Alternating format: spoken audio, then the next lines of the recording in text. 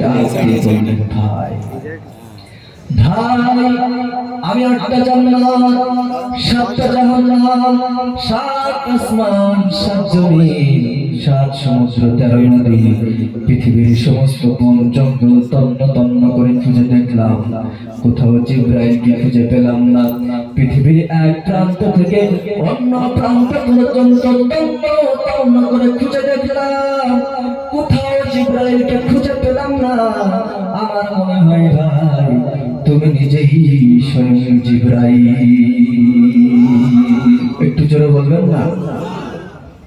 এবার আপনারা বলেন যে আল্লাহ তাআলা জিবরাইলকে 600 নূরের ডানা দিয়েছেন, সেই 600 নূরের ডানা জিবরাইল একসাথে চালিয়ে দীর্ঘ 70 দিন পর্যন্ত আল্লাহর সব থেকে ছোট জান্নাতুল নাঈম ভ্রমণ করে 3 ভাগের 1 ভাগ থেকে শেষ করতে পারে নাই।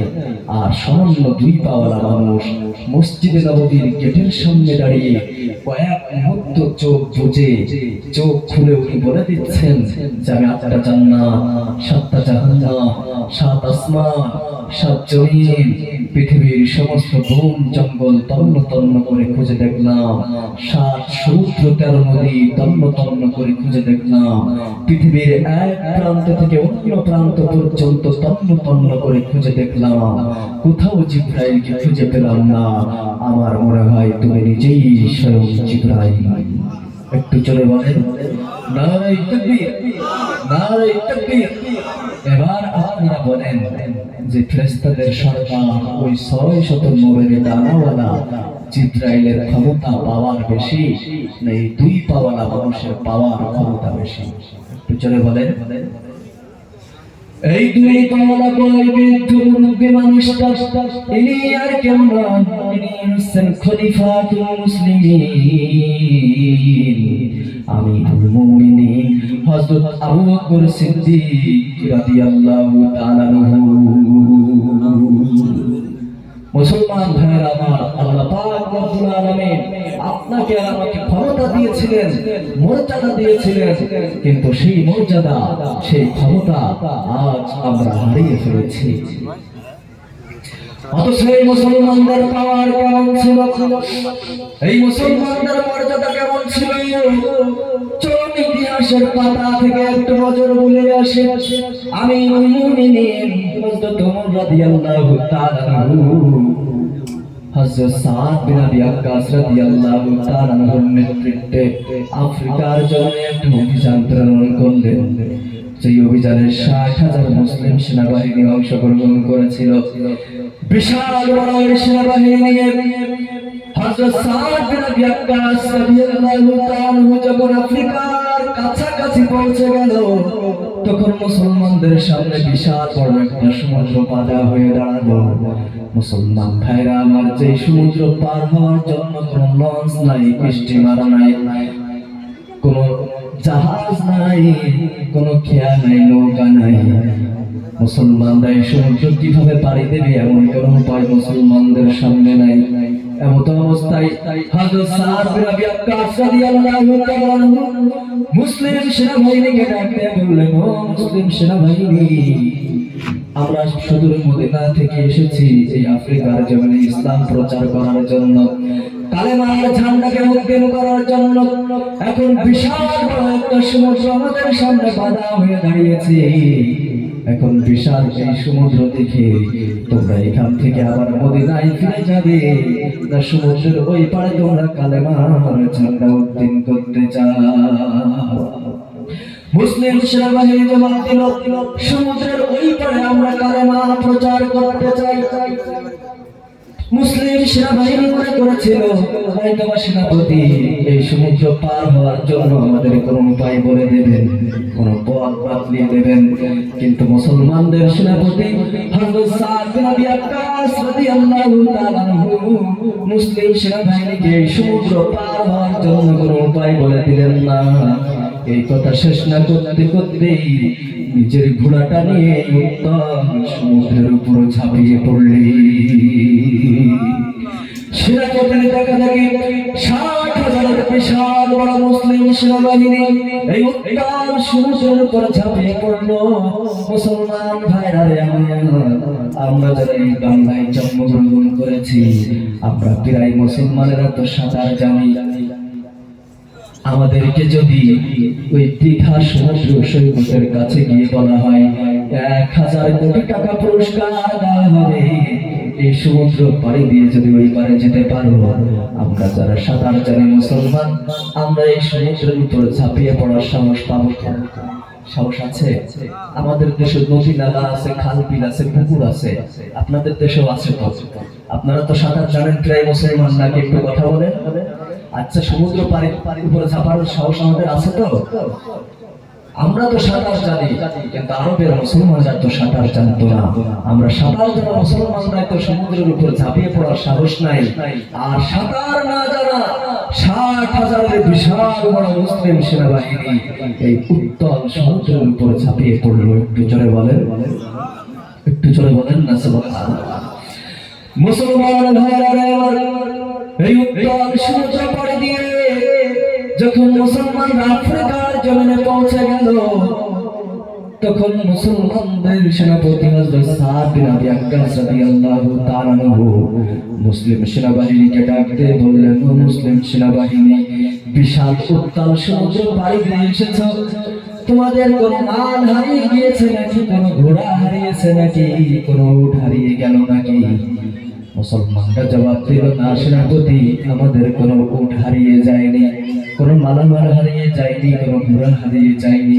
কিন্তু একজন মুসলিম ডাক দিয়ে বলল, সেনাপতি, আমার পানি পান করার একটা পেয়ালা হারিয়ে গিয়েছে। হযরত সাদ বিন আবি ওয়াক্কাস রাদিয়াল্লাহু তাআলা সাথে সাথে উত্তাল সমুদ্রের ঢেউকে ডাক দিয়ে বলল, উত্তাল সমুদ্রের ঢেউ, আমরা শুধু মদিনা থেকে এসেছি এই আফ্রিকার জমিনে ইসলাম প্রচার করার জন্য, কালেমার ঝান্ডাকে উত্তীর্ণ করার জন্য। আমরা এই আফ্রিকার জমিনে নিজেদের পেট পূজা করার জন্য আসে নাই, অর্থ সম্পদ উপার্জন করার জন্য আসে নাই। অতএব আমাদের পানি পান করার একটা পেয়ালা কেন, আমাদের একটা পশমের ক্ষতি করার মতো ক্ষমতা তোদের নাই। যত তাড়াতাড়ি সম্ভব আমাদের পানি পান করার পেয়ালাটা আমাদের কাছে ফিরিয়ে দিয়ে। মুসলমান ভাইরা আমার, ইতিহাসের স্বর্ণাক্ষরে লেখা আছে, হযরত সাদ বিন আবি ওয়াক্কাস রাদিয়াল্লাহু তাআলা আনহু এই বক্তব্য দিতে দেরি হয়েছিল, এই ভাষণ দিতে দেরি হয়েছিল, কিন্তু উত্তাল সমুদ্রের ঢেউ মুসলমানদের পানি পান করার পেয়ালাটা মুসলমানদের কাছে ফিরিয়ে দিতে দেরি করে নাই। এই ঘটনা বর্ণনা করতে গিয়ে মুসলিম স্যার কবি আল্লামা ইকবাল বলেন, दस्ते दस्ते ये दुनिया भी, दस्ते दस्ते ये दुनिया भी न छोड़े हमने, बाहर जुल्मत में दौड़ा दिए घोड़े हमने। প্রান্ত প্রান্ত অমাবস্যার সেই ঘোর কৃষ্ণ রজনীতে শ্রাবণের খরস্রোতা সমুদ্রের উপরে ঘোড়া দাঁড়িয়ে আফ্রিকার জমিনে কালেমার পতাকা আমরাই উত্তীর্ণ করেছে। আমরা সেই মুসলমান। নারে তাকবীর, নারে তাকবীর। এই উত্তাল সমুদ্র পাড়ি দিয়ে মুসলমানরা যখন আফ্রিকার জমিনে পৌঁছে গেল, তখন আফ্রিকার রাজা চিন্তা করলো, মুসলমানদের সাথে যুদ্ধ করে জেতা সম্ভব নয়, বিনা যুদ্ধে মুসলমানদের কাছ থেকে বিজয় ছিনিয়ে আনতে হবে। তারা একটা ষড়যন্ত্র করলো, সাপও মরবে, লাঠিও ভাঙবে না। তারা মুসলমানদের কাছে প্রস্তাব পাঠালো, মুসলিম সেনাবাহিনী, আমরা তোমাদের সাথে যুদ্ধ করতে চাই না, বিনা যুদ্ধে আফ্রিকার রাজত্ব, আফ্রিকার ক্ষমতা আমরা তোমাদের হাতে ছেড়ে দেব, তবে আমাদের একটা শর্ত আছে। মুসলমানরা বলল, তোমাদের শর্তটা কি? তখন তারা বলল যে শুধুমাত্র আজ রাত যদি তোমরা আফ্রিকার জঙ্গলের ভিতরে কাটাতে পারো, তাহলে আগামীকাল সকাল বেলায় এই আফ্রিকার রাজত্ব, আফ্রিকার রাষ্ট্র ক্ষমতা তোমাদের হাতে ছেড়ে দেব। তাদের ষড়যন্ত্র হলো আফ্রিকার জঙ্গলে বাঘ আছে, ভাল্লুক আছে, সিংহ আছে, বন্য হাতি আছে, তারাই মুসলমানদের ঘাড় মটকাবে, মুসলমানদের বুক চিরে বুকের ভিতর থেকে কলিজা বের করে খাবে। আমাদের আর মুসলমানদের সাথে যুদ্ধ করা লাগবে না। বিনা যুদ্ধে এই আফ্রিকাকে আমরা মুসলমানদের হাত থেকে রক্ষা করতে পারবো। এই ষড়যন্ত্র করে তারা মুসলমানদের কাছে যখন প্রস্তাব পাঠালো, বিনা দ্বিধায় মুসলমানরা তাদের এই প্রস্তাব মেনে নিল। একটু জোরে বলেন সুবহানাল্লাহ, আর একটু জোরে বলেন। মুসলমান ভাইরা, সেনাপতি হযরত সাদ বিন আবি ওয়াক্কাস রাদিয়াল্লাহু তাআলা সাথে সাথে উত্তাল সমুদ্রের ঢেউকে ডাক দিয়ে বললেন, হে উত্তাল সমুদ্র, হে আমার মুসলিম সেনাবাহিনী, রোড পরিবর্তন করো, আফ্রিকার জঙ্গলের দিকে ম্যাপ করো। সেনাপতির নির্দেশ পেয়ে মুসলিম সেনাবাহিনী আফ্রিকার জঙ্গলের উদ্দেশ্যে রওনা হয়ে গেল। 60,000 বিশাল বড় মুসলিম সেনাবাহিনী যখন আফ্রিকার জঙ্গলের ভিতরে পৌঁছে গেল, তখন সেনাপতি হযরত সাদ বিন আবি ওয়াক্কাস রাদিয়াল্লাহু তাআলা মুসলিম সেনাবাহিনীকে ডাক দিয়ে বললেন, মুসলিম সেনাবাহিনী, একটা স্টেজ বানাও। বিশাল বড় একটা স্টেজ বানানো হলো, কিন্তু এই স্টেজে দাঁড়িয়ে সেনাপতি হযরত সাদ বিন আবি ওয়াক্কাস রাদিয়াল্লাহু তাআলা আফ্রিকার জঙ্গলের মানুষের উদ্দেশ্যে ভাষণ দিবেন না, আফ্রিকার জনগণের উদ্দেশ্যে ভাষণ দিবেন না, মুসলমানদের উদ্দেশ্যে ভাষণ দিবেন না। এই স্টেজে দাঁড়িয়ে সেনাপতি হযরত সাদ বিন আবি ওয়াক্কাস রাদিয়াল্লাহু তাআলা ভাষণ দিবেন আফ্রিকার জঙ্গলের হিংস্র বন্য প্রাণীদের উদ্দেশ্যে। স্টেজে দাঁড়িয়ে হযরত সাদ বিন আবি ওয়াক্কাস রাদিয়াল্লাহু তাআলা সর্বপ্রথম ডাক দিয়ে বললেন, ইয়া আইয়াতুহাল হাশারাত, নাহনু আসহাবু রাসূলুল্লাহ সাল্লাল্লাহু আলাইহি ওয়াসাল্লাম। হে আফ্রিকার জঙ্গলের হিংস্র বন্য প্রাণীরা, আমরা রাসূলুল্লাহ সাল্লাল্লাহু আলাইহি ওয়াসাল্লামের সাহাবী, আমরা সুদূর মদিনা থেকে এসেছি এই আফ্রিকার জমিনে ইসলাম প্রচার করার জন্য, কালেমার ঝান্ডাকে উত্তোলন করার জন্য। আমরা আল্লাহ এবং আল্লাহর রাসূলের পক্ষ থেকে এসেছি। অতএব আফ্রিকার রাজার পক্ষ থেকে আমাদেরকে বলা হয়েছে, আজ রাত যদি আমরা এই আফ্রিকার জঙ্গলের ভিতরে কাটিয়ে নিতে পারি, তাহলে আগামীকাল সকালবেলায় আফ্রিকার রাজত্ব আমাদের হাতে ছেড়ে দেবে।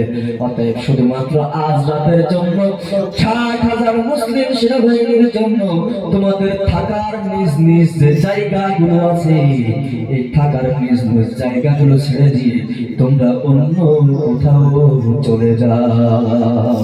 আগামীকাল সকালবেলায় তোমাদের থাকার জায়গাগুলো আমরা আবার ছেড়ে দিয়ে আমরা আমাদের জায়গায় চলে যাব। তখন তোমরা তোমাদের জায়গায় আবার ফিরে আসবে। মুসলমান ভাইরা, আমার ইতিহাসে স্বর্ণাক্ষরে লেখা আছে, সেনাপতি হযরত সাদ বিন আবি ওয়াক্কাস রাদিয়াল্লাহু তাআলা এই ভাষণ দিতে দেরি হয়েছিল, এই বক্তব্য দিতে দেরি হয়েছিল, কিন্তু আফ্রিকার জঙ্গলের হিংস্র বন্য প্রাণীরা 60,000 মুসলিম সেনাবাহিনীর জন্য বিশাল বড় জায়গা ছেড়ে দিয়ে অন্য জায়গায় চলে যেতে তারা দেরি করে নাই। একটু জোরে বলেন। আচ্ছা, আপনি আর আমি যদি এই আপনাদের এই সুন্দরবনের কাছে, রয়্যাল বেঙ্গল টাইগারের কাছে গিয়ে যদি বলি, আমি বিশাল বড় মুসলমান, আমি অমুক জায়গা থেকে এসেছি, তাহলে আমাদের সালাম দেবে, আমাদের কথা শুনবে? আচ্ছা বলেন, শুনবে? শুনবে না, কারণ তেমন মানুষ, তেমন মুসলমান আমরা হতে পারিনি। এমন মুসলমান ছিলেন, এমন মানুষ ছিলেন আপনাদের ফুরফুরার দাদা হুজুর কেবলা হযরত আবু বকর সিদ্দিক রাহমাতুল্লাহি আলাইহি। একটু জোরে বলেন না সুবহানাল্লাহ। এমন মানুষ ছিলেন আপনাদের এই পাশে বসিরহাটের জমিনে যিনি ঘুমিয়ে আছেন, আল্লামা রুহুল আমিন রাহমাতুল্লাহি আলাইহি।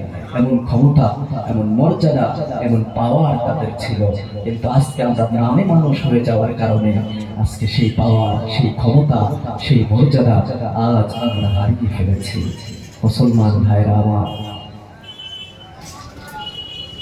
হযরত সাদ বিন আবি ওয়াক্কাস রাদিয়াল্লাহু তাআলা আনহু যখন বাঘ ভাল্লুকের উদ্দেশ্যে বক্তব্য দিলেন, সাথে সাথে বাঘ ভাল্লুক সিংহ তাদের নিজ নিজ বাচ্চাগুলোকে সাথে করে নিয়ে সারিবদ্ধভাবে শৃঙ্খলার সাথে মুসলমানদের জন্য সেই জায়গাগুলো ছেড়ে দিয়ে তারা অন্য জায়গায় চলে যাবে। চলে বলেন সুবহানাল্লাহ। এই দৃশ্য আফ্রিকার রাজা যিনি, উনি ওই আফ্রিকার রাজার একটা কেল্লা ছিল আফ্রিকার জঙ্গলের পাশে। ওই কেল্লার ছাদের উপরে দাঁড়ায়া তারা অপেক্ষা করতেছিল আফ্রিকার বাঘ ভাল্লুক মুসলমানদের ঘাড় মটকাবে, মুসলমানদের বুক চিরে কলিজা বের করে খাবে, আর তারা হাসি ঠাট্টা করবে, হাতে তালি দিবে, আনন্দ মস্করা করবে। কিন্তু তারা যখন দেখলো মুসলমানদের সেনাপতি হযরত সাদ বিন আবি ওয়াক্কাস রাদিয়াল্লাহু তাআলা আনহু আরবিতে যেন কি একটা বললো, আর সেটা শোনার সাথে সাথে বাঘ ভাল্লুক সিংহ বাঘ আর হরিণ একসাথে কাঁধে কাঁধ মিলিয়ে শৃঙ্খলার সাথে সারিবদ্ধভাবে যখন তারা অন্য জায়গায় চলে যাচ্ছে, তখন আফ্রিকার রাজা ডাক দিয়ে বলল, ও আফ্রিকার জনগণ, ভালো করে শুনে রাখো, যাদের কথা শুনে আফ্রিকার বন্য প্রাণীরা বাঘ ভাল্লুক সিংহ মুসলমানদের ঘাড় না মটকিয়ে তাদের কথা শুনে সম্মান করে সালাম দিয়ে অন্য জায়গায় চলে যায়, ওরা আর যাই হোক এরা কোনো মানুষ না, এরা হলো প্রভু, এরা হলো ভগবান, এরা হলো স্বয়ং দেবতা। অতএব তাদের সাথে যুদ্ধ করে যেটা সম্ভব নয়, আমি তাদের সাথে যুদ্ধ করতে চাই না, আমি তাদের হাতে হাত দিয়ে মুসলমান হয়ে যেতে চাই। জয় বলেন সুবহানাল্লাহ। মুসলমান ভাইরা, আফ্রিকার রাজা কেল্লার ছাদের উপর থেকে দৌড়ায় নিচে নেমে হযরত সাদ বিন আবি ওয়াক্কাস রাদিয়াল্লাহু তাআলা আনহুর সামনে গিয়ে থরথর থরথর করে কাঁপতে লাগলো, আর ডাক দিয়ে বলল, মুসলিম সেনাপতি, আমি আপনাদেরকে এই আফ্রিকার জঙ্গলের হিংস্র বন্য প্রাণীদের নাস্তা বানাতে চেয়েছিলাম, বাঘের খাদ্য বানাতে চেয়েছিলাম, কিন্তু আমি যখন দেখলাম আপনাদের কথা শুনে আফ্রিকার জঙ্গলের হিংস্র বন্য প্রাণীরা অন্য জায়গায় চলে গেল, তখন আমাদের কাছে মনে হয়েছে আপনারা মানুষ না, আপনারা হলো স্বয়ং দেবতা, স্বয়ং প্রভু।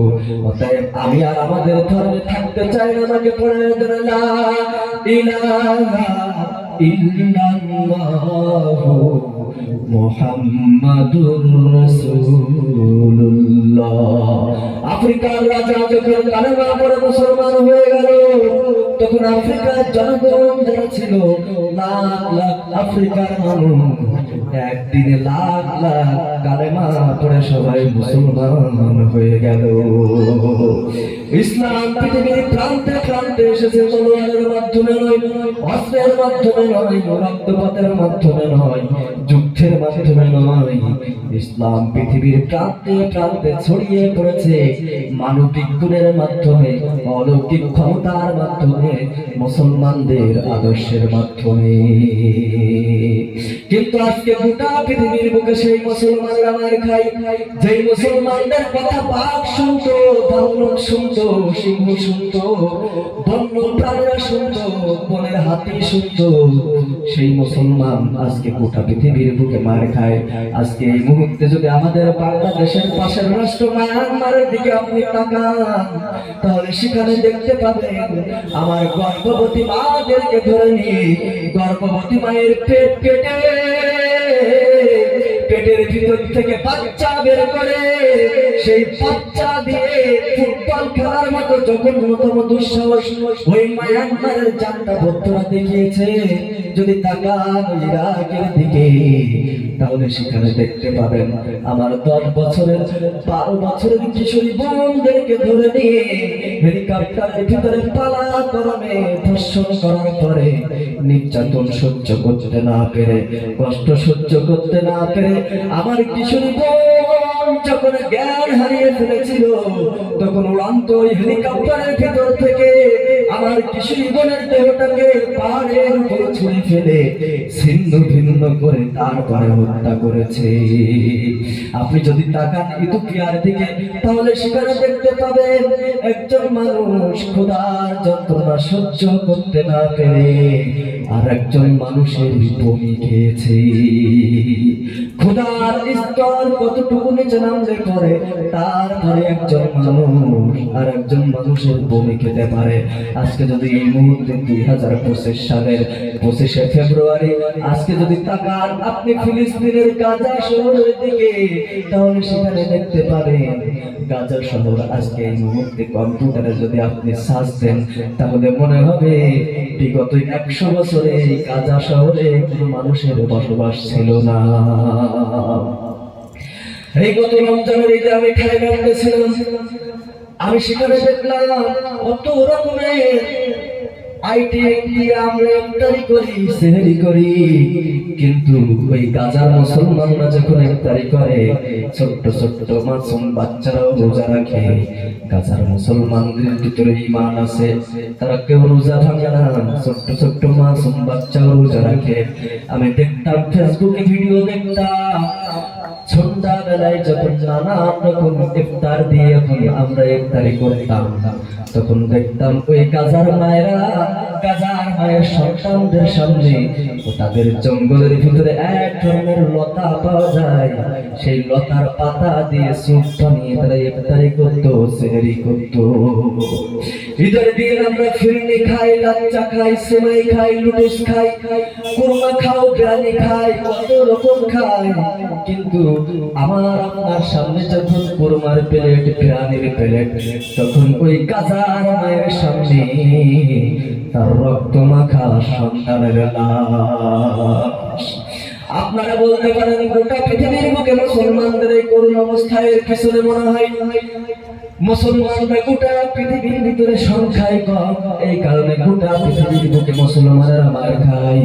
এটা আপনাদের ভুল ধারণা, কারণ ইসলামের জন্ম যেদিন হয়েছে সেদিন থেকে নিয়ে আজ পর্যন্ত এত বিপুল সংখ্যক মুসলমান গোটা পৃথিবীর জমিনে কখনো বসবাস করে নাই। এখন প্রায় 200 কোটি মুসলমান আমরা পৃথিবীর জমিনে একসাথে বসবাস করি। আপনারা বলতে পারেন তাহলে গোটা পৃথিবীর বুকে মুসলমানরা অর্থনৈতিকভাবে দুর্বল, তারা গরিব মানুষ, এই কারণে গোটা পৃথিবীর বুকে মুসলমানরা মার খায়। এটাও আপনাদের ভুল ধারণা, কারণ অর্থনীতির মূল মেরুদণ্ড যেটা, সেটার নাম হচ্ছে খনিজ সম্পদ, মাটির নিচের সম্পদ। আর আল্লাহ পাক রব্বুল আলামিন প্রায় 70 থেকে 80% খনিজ সম্পদ মুসলমানদের পায়ের নিচে দান করেছে। একটু জোরে বলেন। তাহলে মুসলমানরা গরিব নয়, মুসলমানরা সংখ্যায়ও কম নয়, তাহলে গোটা পৃথিবীর বুকে মুসলমানরা মার খায় কেন? এর অনেকগুলো কারণ রয়েছে, সবগুলো কারণ আপনাদের সামনে আমি বলতে পারবো না, শুধুমাত্র 2টা কারণ বলবো। এর 1 নম্বর কারণ হলো মুসলমানরা যাদের হাতে নেতৃত্ব দিয়েছে, যাদেরকে রাজা বানিয়েছে, প্রধানমন্ত্রী বানিয়েছে, এদের অধিকাংশ হচ্ছে দুর্নীতিবাজ, চরিত্রহীন লম্পট। চরিত্র বলতে মুসলমানদের নেতাদের কিছু নেই। আপনারা বলতে পারেন কারণ মুসলমানদের নেতারা আবার কি দোষ করলো? এটা বোঝাতে গেলে আপনাদের সামনে এই মুহূর্তে আরেকটি চমৎকার তথ্য আপনাদের সামনে পেশ করব। 2025 সালের আজকে 25শে ফেব্রুয়ারি আজ গোটা পৃথিবীর বুকে যত ধর্ম আছে 4200। কম্পিউটারের কাছে জিজ্ঞাসা করেন যে পৃথিবীতে এখন ধর্ম কয়টা, কম্পিউটার আপনাকে বলে দেবে 4200 ধর্ম রয়েছে। আপনি আর আমি এতগুলো ধর্মের নাম হয়তো বা জানি না, বলতে পারবো না, কিন্তু এই মুহূর্তে ধর্ম আছে 4200। এই 4200 ধর্মের ভিতরে একটা ধর্মের নাম ইসলাম, যার অনুসারীদের নাম মুসলমান। এই মুসলমানদের পায়ের নিচে আল্লাহ তাআলা শুধু একটা খনিজ সম্পদের কথা বলে, শুধুমাত্র বিলাপ ডায়মন্ড যেটাকে বলা হয়, সেই তেলের খনি মুসলমানদের পায়ের নিচে দান করেছেন 70%। একটু জোরে বলেন সুবহানাল্লাহ, একটু জোরে বলেন না। তাহলে বাকি ধর্ম থাকে কয়টা? 4199টি ধর্ম। এই 4199টি ধর্মের মানুষের জন্য আল্লাহ তেল দিয়েছেন মাত্র 30%। একটা ধর্মের মানুষের কাছে কত পার্সেন্ট? 70%। আর 4199টি ধর্মের মানুষের জন্য 30%। যে 30% তেল দিয়ে গোটা পৃথিবীর চাহিদা পূরণ করা সম্ভব নয়। এই তেল ছাড়া বাস চলে না, ট্রাক চলে না, হেলিকপ্টার চলে না, বিমান চলে না, রকেট চলে না, এমনকি মোটরসাইকেল পর্যন্ত চলে না। আমাদের দেশে চলে না, আপনাদের দেশে চলে? আপনারা কথা বলেন, চলে?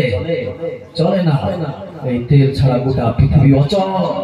আজকে যদি 57টি মুসলিম রাষ্ট্রের রাষ্ট্রপতিরা একত্রিত হয়ে বলতো, ও যার রাষ্ট্র ইসরায়েল, মুসলমানদের তেল দিয়ে চলো, আবার মুসলমানদের প্রথম কেবলা বাইতুল মুকাদ্দাস দখলের ষড়যন্ত্র করো, গাজার মুসলিম শিশুদের উপরে অমানবিক নির্যাতন করো, বোমা বর্ষণ করো, এগুলো যদি বন্ধ না করো, তাহলে আগামীকাল থেকে তোমাদের কাছে আমরা তেল বিক্রি করব না। আজকে এই ঘোষণা দিতে দেরি হবে তো ইসরায়েলের চারস প্রেসিডেন্ট নেতানিয়াহু পেশাব পায়খানা বের হয়ে কাপড় চোপড় নষ্ট হতে দেরি হবে না। কিন্তু দুঃখজনক হলেও সত্য, 57টি মুসলিম রাষ্ট্রের রাষ্ট্রপতিরা এই ভূমিকা নিতে ব্যর্থ হয়েছেন। আর এজন্য শুধু আমাদের নেতাদেরই দোষ না, আমাদেরও কিছু দোষ আছে। কারণ আজকে আমরা নামে মুসলমান, প্রকৃত মুসলমান খুঁজে পাওয়া বড় কঠিন।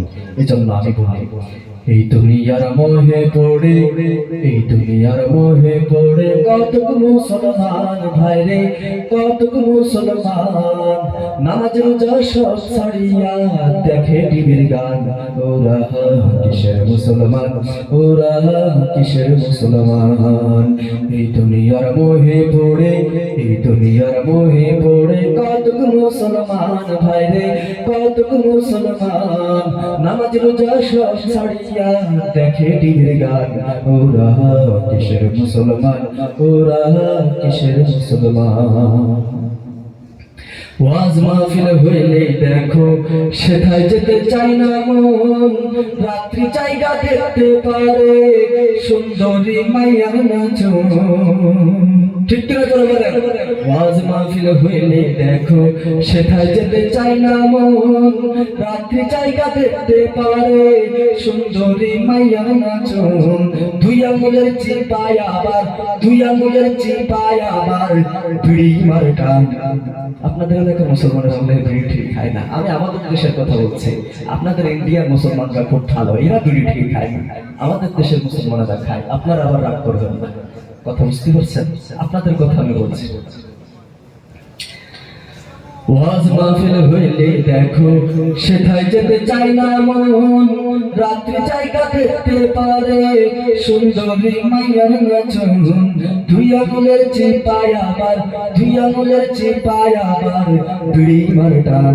ওরা কিসের মুসলমান, ওরা কিসের মুসলমান?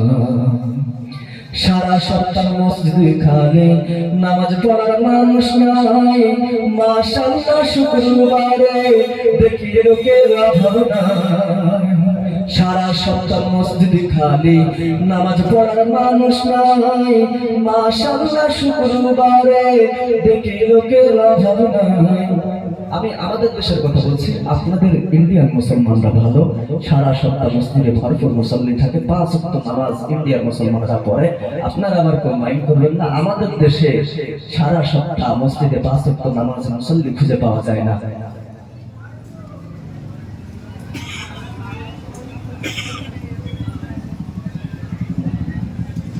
তো আমাদের দেশের কথা বলছি, কারণ আমাদের দেশে সারা সপ্তাহ মসজিদে মুসল্লি খুঁজে পাওয়া যায় না। শুধুমাত্র যখন জুম্মার নামাজের সময় হয় সেই সময় মসজিদে ভরপুর মুসল্লি হয়ে যায়, এমনকি ইমাম সাহেব পর্যন্ত আর জায়গা খুঁজে পায় না। সারা সপ্তাহ মসজিদে খালি নামাজ পড়ার মানুষ নাই, মাশাআল্লাহ শুক্রবারে দেখি লোকের অভাব নাই। দুই আঙুলের চিপায় আবার, দুই আঙুলের চিপায় আবার গাজায় মার টান। ওরা কিসের মুসলমান, ওরা কিসের মুসলমান? এই দুনিয়ার মোহে পড়ে, এই দুনিয়ার মোহে পড়ে কতক মুসলমান ভাইরে, কতক মুসলমান নামাজ রোজা সব ছাড়িয়া দেখে টিভির গান। ওরা কিসের মুসলমান, ওরা কিসের মুসলমান। আজকে শুধু আমরা নামে মুসলমান হওয়ার কারণে গোটা পৃথিবীর বুকে আজ আমরা মার খাচ্ছি। মুসলমান ভাইরা আমার, সময়ের স্বল্পতার কারণে আমার আলোচনার বিষয়বস্তু ছিল মানুষ কেন শ্রেষ্ঠ, মানুষ কেন নিকৃষ্ট, কিন্তু সময়ের স্বল্পতার কারণে আমি আমার আলোচনা অসমাপ্ত রেখেই আমি একটি ঘটনা বলেই আপনাদের সামনে আলোচনা শেষ করব। মুসলমান ভাইরা আমার, এক আল্লাহর ওলি রাতের বেলায় ঘুমিয়ে আছেন। ঘুমের ভিতরে স্বপ্ন দেখতেছেন যে 3 দিন আগে তার এলাকার একটা মানুষ মারা গিয়েছে। সেই মানুষটা তাকে এসে ডাক দিয়ে বলতেছে, ও আল্লাহর ওলি, আমার কবরকে জাহান্নামের আগুন গ্রাস করে ফেলেছে। আমি দুনিয়াতে কোনো নেক সন্তান রেখে আসতে পারি নাই, একটা মেয়ে রেখে এসেছিলাম, সেই মেয়েটাও খারাপ। অতএব তুমি যদি আমার মেয়ের সাথে দেখা হয় তাহলে আমার মেয়েকে বলবে, আমার মেয়ে তোমার জন্য, আমার মেয়ে যদি আল্লাহর রাস্তায় কোনো কিছু দান করে দেয় তাহলে এই উসিলায় আল্লাহ পাক রব্বুল আলামিন হয়তো আমাকে মাফ করে দিতে পারে। মুসলমান ভাইরা আমার, আল্লাহর ওলি বললেন, ঠিক আছে, আমি তোমার মেয়ের কাছে বলবো। এই স্বপ্ন দেখার পরে আল্লাহর ওলি ঘুম ভেঙে গেল। মুসলমান ভাইরা আমার, আল্লাহর ওলির ঘুম যখন ভেঙে গেল, উনি দেখলেন তাহাজ্জুদের নামাজের সময় হয়ে গিয়েছে। তাই বাড়ি থেকে উজু করে এলাকার মসজিদে যাচ্ছিলেন তাহাজ্জুদের নামাজ পড়ার জন্য।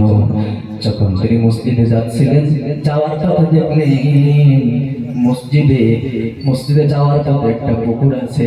সেই পুকুরে যেই লোকটা কিছুক্ষণ আগে তাকে স্বপ্ন দেখিয়েছে, সেই লোকটার মেয়ে খারাপ কাজ করে সে ওই পুকুরে গোসল করতেছে। তাই আল্লাহর ওলি ডাক দিয়া বলল, মা, কিছুক্ষণ আগে আমি স্বপ্ন দেখলাম তোমার বাবা জাহান্নামের কঠিন আযাবের ভিতরে আছে। তোমার বাবা আমাকে বলেছে তুমি যদি আল্লাহর রাস্তায় কোনো কিছু দান করে দাও তাহলে হয়তো আল্লাহ পাক রব্বুল আলামিন এই উসিলায় তোমার বাবার কবরের আযাবকে মাফ করে দিতে পারেন। মুসলমান ভাইরা আমার, তার বাবা জাহান্নামের কঠিন আযাবের ভিতরে আছে। এই কথা শোনার পর এই নিষ্ঠুর মেয়ের মনে দয়া উদয় হলো না, তার মন গলল না। সে আল্লাহর ওলির কথা শুনে এরকম এক মুষ্টি পানি হাতে নিলেন এবং আল্লাহর ওলির দিকে ছুঁড়ে মারলেন এবং ডাক দিয়ে বললেন, ও আল্লাহর ওলি, যাও যাও, এই পানি আমি আল্লাহর রাস্তায় দান করে দিলাম।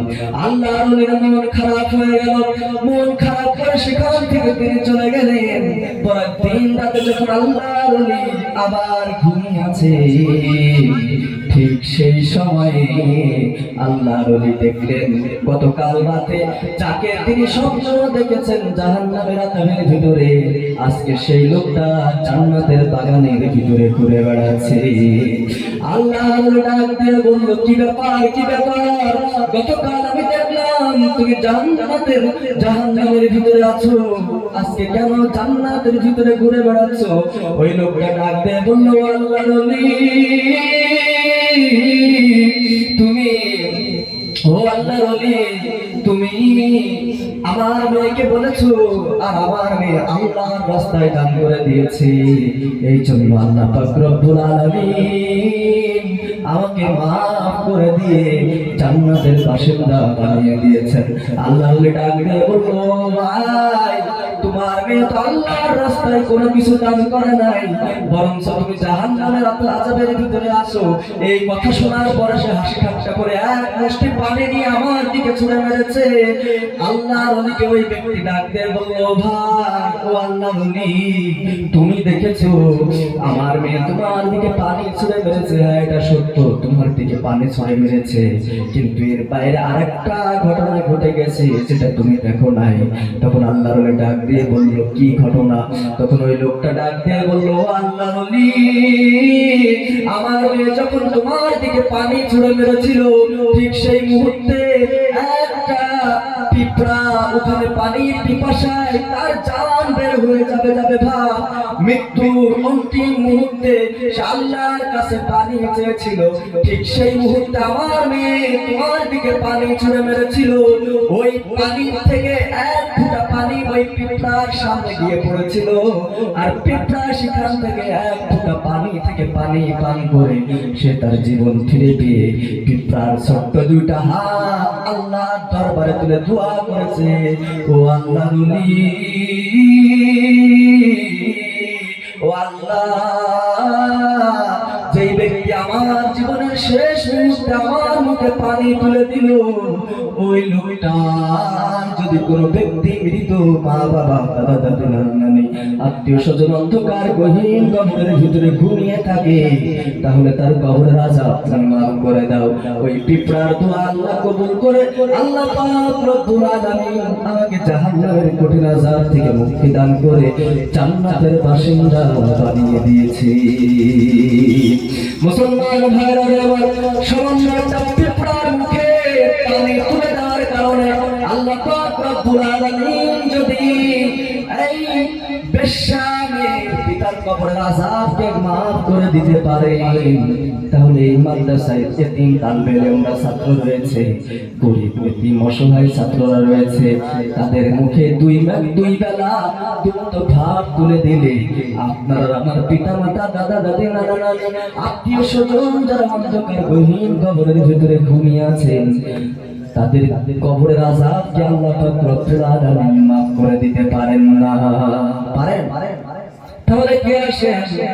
প্রথম খলিফা হযরত আবু বকর সিদ্দিক রাদিয়াল্লাহু তাআলা আনহুর নামে সর্বপ্রথম 10 জন ব্যক্তি আমি চাই মাত্র 2000 টাকা করে এই মাদ্রাসার জন্য আপনারা দান করবেন।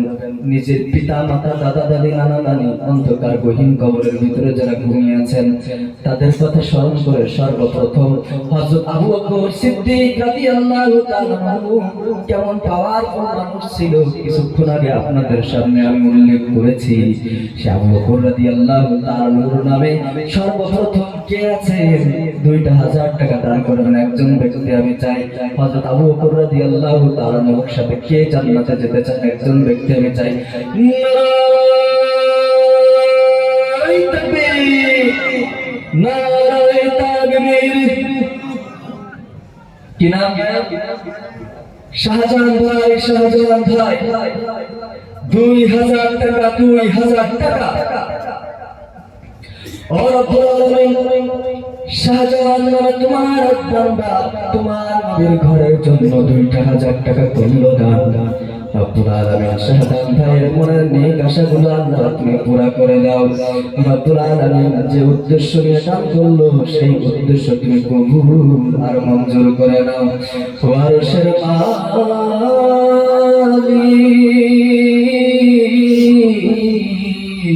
শাহজাহান ভাইয়ের বাবা বেঁচে আছে কিনা জানি না। রব্বুল আলামিন এই দানের ওসিলায় শাহজাহান ভাইয়ের বাবা মা যদি বেঁচে থাকে তাদেরকে তুমি সুস্থ শরীর দান করে দাও, দীর্ঘ হায়াত দান করে দাও।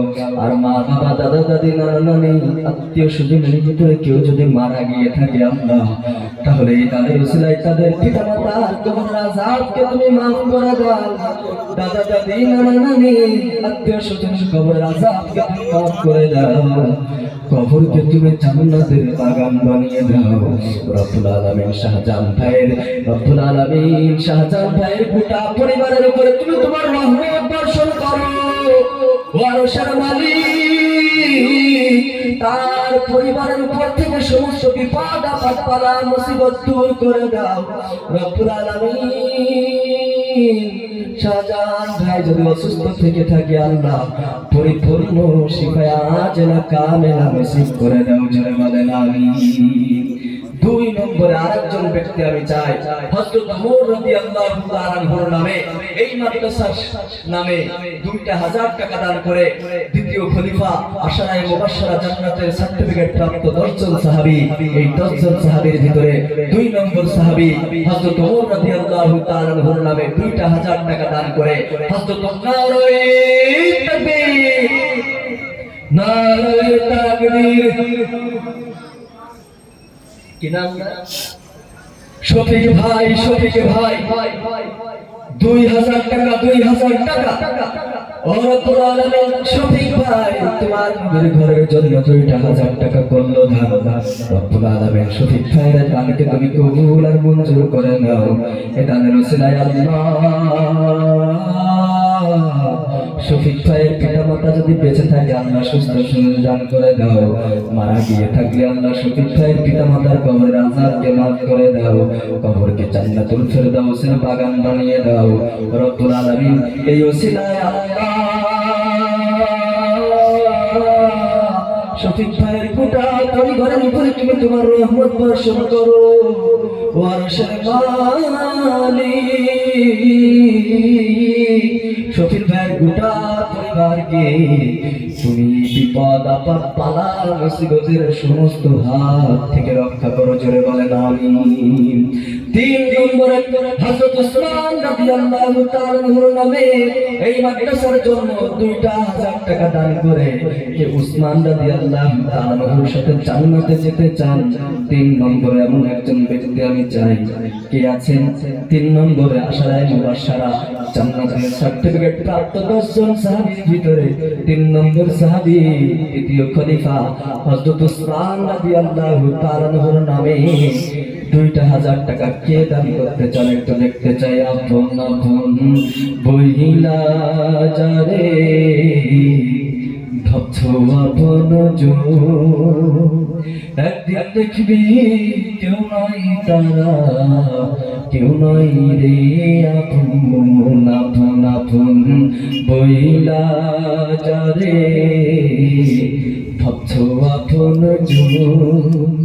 একদিন দেখবি কেউ নাই তারা কেউ নাই রে আপন একজন মুরব্বী মানুষ 500 টাকা করল দান চলে বলেন নারায়ে তাকবীর নারায়ে তাকবীর মুরব্বীর নাম কি 500 টাকা ও রব্বুল আলামিন একজন মুরব্বী 500 টাকা করল দান রব্বুল আলামিন কোন উদ্দেশ্য নিয়ে দান করেছে আল্লাহ জানি না রব্বুল আলামিন মুরব্বীর মনের সমস্ত নেক আশাগুলো আল্লাহ তুমি কবুল আর মঞ্জুর করে নাও রব্বুল আলামিন এই দানের ওসিলায় তার পিতামাতার কবরের আযাবকে তুমি মাফ করে দাও কবরকে তুমি জান্নাতের বাগান বানিয়ে দাও ও আরশের মালিক আল্লাহ এই মুরব্বির গোটা পরিবারের উপরে তুমি তোমার রহমত বর্ষণ করো বিপদ আপদ বালা মুসিবত থেকে তার পরিবারকে হেফাজত করো আল্লাহ তার পরিবারে যদি কেউ অসুস্থ থেকে থাকে আল্লাহ পরিপূর্ণ সুস্থতা দান করে দাও এই মুরব্বির হায়াত বাড়িয়ে দাও কোনো অসুস্থতা থেকে থাকলে রোগগ্রস্ত হয়ে থাকলে রোগমুক্ত জীবন দান করো ও আরশের মালিক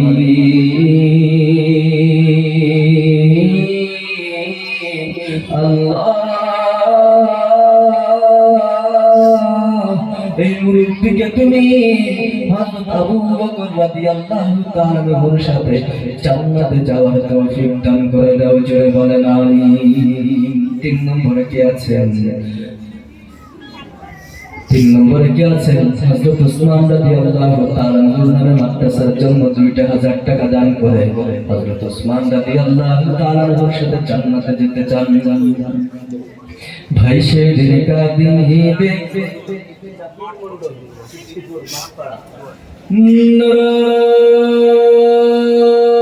নারায়ে তাকবীর জাকির মন্ডল 2000 টাকা রব্বুল আলামিন কীর্তিপুর মাঠ পাড়ার জাকির মন্ডল তোমার নবীর ঘরের জন্য 2000 টাকা করলো দান রব্বুল আলামিন এই দানের ওসিলায় তার সমস্ত গুনাহগুলো আল্লাহ তুমি মাফ করে দাও যে উদ্দেশ্য নিয়ে এই মাদ্রাসার জন্য দান করলো আল্লাহ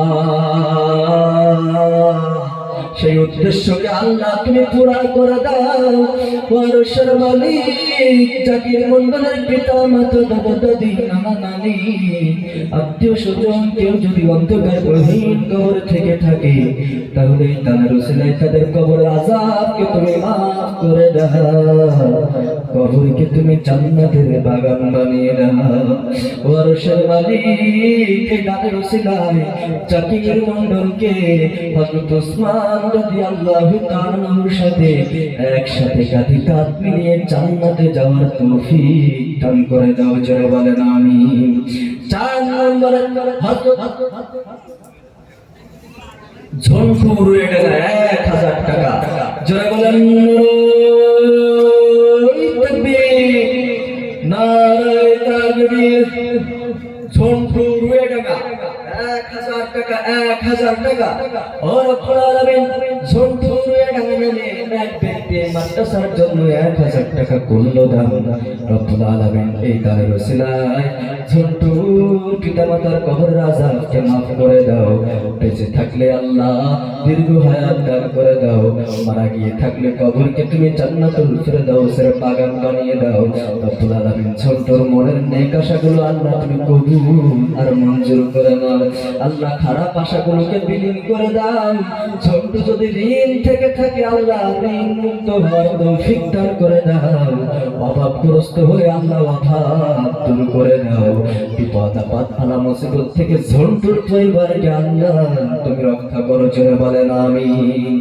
4 নম্বরে হযরত উসমান হযরত আলী রাদিয়াল্লাহু তাআলার নামে কে 2000 টাকা দান করে হযরত আলী রাদিয়াল্লাহু তাআলার সাথে জান্নাতে যেতে চান এমন একজন ব্যক্তি আমি চাই এই মাদ্রাসার জন্য। আপনাদের মাদ্রাসা, আপনাদের মসজিদ আপনারা দান করবেন, আপনারাই জান্নাতে যাবেন। আজকে আপনি আর আমি জলসায় এসেছি, আপনারা আমার পিতামাতা দাদা দাদি নানা আর এক ভাই 500 টাকা বাবলু মিয়া। নারে তাকবীর, নারে তাকবীর। বাবলু মিয়া 500 টাকা, 500 টাকা। और रब्बुल आलामीन বাবলু নামে এক ব্যক্তি তোমার নবীর ঘরের জন্য 500 টাকা করলো দান। রব্বুল আলামিন তাকে তুমি কবুল আর মঞ্জুর করে নাও। এই দানের ওসিলায় বাবলুকে সমস্ত প্রকার রোগ থেকে হেফাজত করো আল্লাহ। কোন রোগে ভুগে থাকলে রোগ থেকে পরিপূর্ণ শিফা আজলা কামেলা নসিব করে দাও। ও আরশের মালিক বাবলুর পিতা মাতা যদি বেঁচে থাকে সুস্থ শরীর দান করে দাও, দীর্ঘ হায়াত দান করে দাও। আর মারা গিয়ে থাকলে আল্লাহ আরশের মালিক বাবলুর পিতা মাতার কবর আযাবকে মাফ করে দাও, কবরকে জান্নাতের বাগান বানিয়ে দাও। জোরে বলেন আমিন। 4 নম্বরে কে আছেন? হযরত আলী রাদিয়াল্লাহু তাআলার নামে 2000 টাকা কেউ কি নেই? 2000 টাকা এখন তেমন কোনো ব্যাপার না, সামান্য 2 টাকা নগদ কাছে নাই, নগদ দেওয়া লাগবে না। এই মাদ্রাসায় পাকিতে লেখা কি আছেন? হযরত ওসমান রাদিয়াল্লাহু তাআলার নামে 2000 টাকা। ভাই সে দিনকা দিবে কি ঘুমে ঘুমালি রে, কোন সে দিনকা দিবে কেমনে ছাইড়া গেলি রে। ভাই সে দিনকা দিবে কি ঘুমে ঘুমালি রে, কোন সে দিনকা দিবে কেমনে ছাইড়া গেলি রে। ভাই গা দিবে বোন গা দিবে কে দেবে হুশ হবে রে। পিতা মাতা বলবে কেমনে থাকবি একা কবরে। লা ইলাহা ইল্লাল্লাহ বলবে লোকে রে। লা ইলাহা 2000 টাকা। নারে তাকবীর।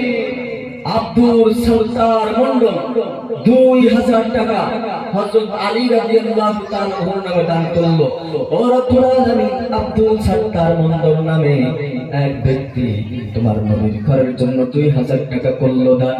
এই দানের ওসিলায় নবীজির জামাই হযরত আলী রাদিয়াল্লাহু তাআলার সাথে তাকে জান্নাতে যাওয়ার তৌফিক দান করে দাও।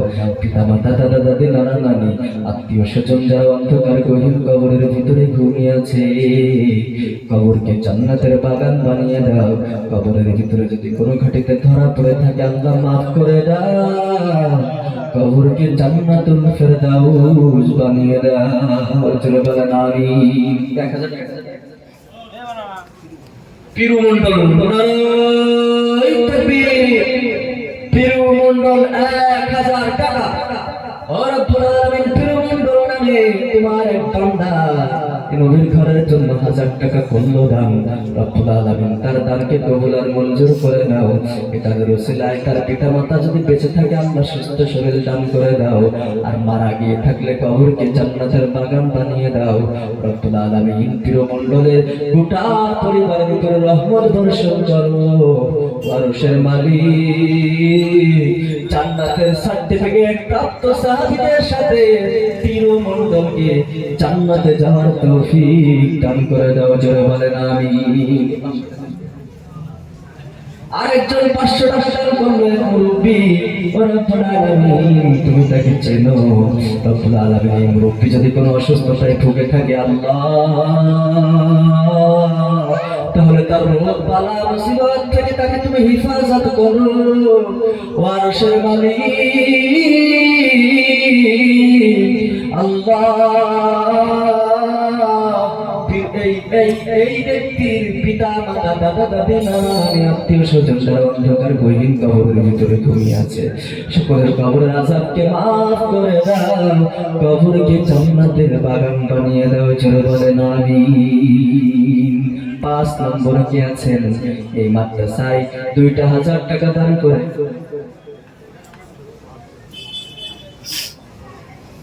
মুসলমান ভাইরা আমার ইতিমধ্যেই আমার কাছে বলা হচ্ছে যে মাদ্রাসার ছাদ বাকি আছে। তো মাদ্রাসার অল্প একটু বাকি আছে। কিছু যদি রড, সিমেন্ট, 1 বস্তা, 2 বস্তা, 5 বস্তা সিমেন্ট বা বালি, ইট এগুলো যদি আপনারা বাকিতে লিখাতে চান তাহলে লিখাতে পারেন। আপনি আর আমি কেউ থাকবো না, কিন্তু এই মাদ্রাসা টিকে থাকবে শত শত বছর পর্যন্ত। আপনি আর আমি অন্ধকার গহীন কবরে বসে এই মাদ্রাসা তাদের দিচ্ছে বাচ্চারা, মাসুম বাচ্চারা কোরআন তেলাওয়াত করবে, কোরআন মুখস্থ করবে, এর সওয়াব কবরে বসে আপনি আর আমি পেতে থাকবো। অতএব কি আছেন এই মাদ্রাসার জন্য, এই মাদ্রাসার ছাদের জন্য 1 বস্তা, 2 বস্তা সিমেন্ট লেখাতে যদি কেউ চান তাহলে লিখাতে পারেন। ভাই সেদিন কাঁদিবে কি ঘুমে ঘুমালি রে, বোন সেদিন কাঁদিবে কেমনে ছাইড়া গেলি রে। ভাই কাঁদিবে, বোন কাঁদিবে, কে দেবে হুশ হবে রে। পিতা মাতা বলবে কেমনে থাকবি একা কবরে। লা ইলাহা ইল্লাল্লাহু বলবে লোকে রে, লা ইলাহা ইল্লাল্লাহু বলবে লোকে রে। গাড়ি বাড়ি অট্টালিকা সবই পড়ে রবে,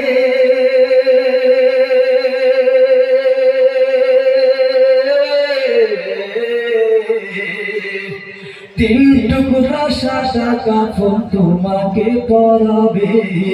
গাড়ি বাড়ি অট্টালিকা সবই পড়ে রবে, 3 টুকরা সাদা কাফন তোমাকে পরাবে।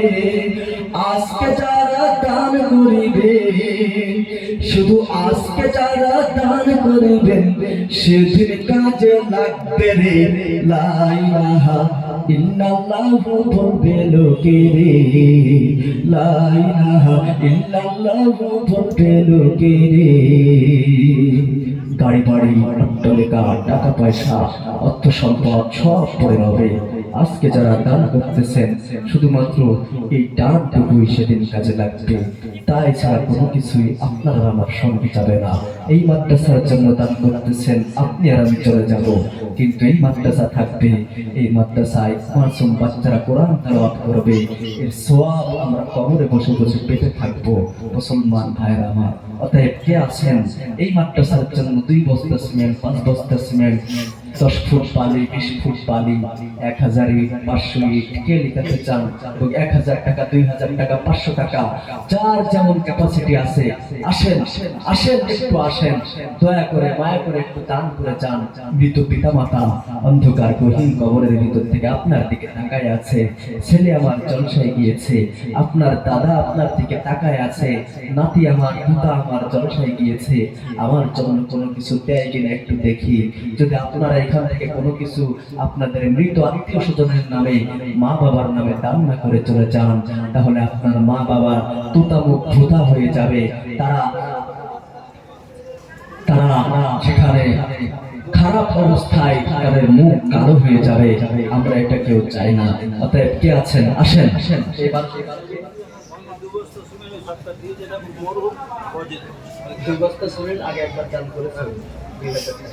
আবার 2 বস্তা সিমেন্ট। নারায়ে তাকবীর, নারায়ে তাকবীর। 2 বস্তা সিমেন্ট আব্দুল সাত্তার আগে 3000 টাকা দিয়েছে, আবার মাদ্রাসার প্রয়োজন শুনে 2 বস্তা সিমেন্ট দান করলো। আল্লাহ তুমি আব্দুল সাত্তারের দানকে কবুল আর মঞ্জুর করে নাও রব্বুল আলামিন। যে আব্দুল সাত্তার আবারও 2 বস্তা সিমেন্ট দান করলো, এই দানের ওসিলায় আল্লাহ আব্দুল সাত্তারকে যদি কোনো রোগ বিপদ আপদ বালা মুসিবতে থেকে থাকে, আল্লাহ তা তুমি দূর করে দাও, রোগ থেকে পরিপূর্ণ শিফা আজলা কামেলা নসিব করে দাও। ওয়ারশের মালিক হযরত আবু বকর রাদিয়াল্লাহু তাআলার সাথে যেন জান্নাতে যেতে পারে, সেই ব্যবস্থা আল্লাহ তুমি করে দাও। জয় বলেন আমিন। এবার মরহুম